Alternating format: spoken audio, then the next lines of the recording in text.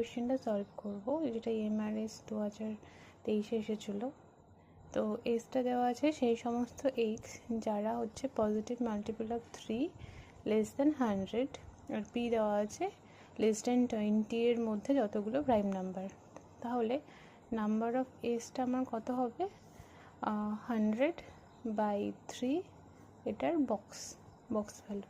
তো এটা 33 point something আসবে। তো 33 হচ্ছে আমার এনএসের ভ্যালু। আর এনপি হচ্ছে এক্স লেস দেন 20-এর মধ্যে কতগুলো প্রাইম আছে? 2 আছে, 3 আছে, 5 আছে, 7 আছে, 5 7 11 আছে, 13 আছে, 17 আছে, 19 আছে।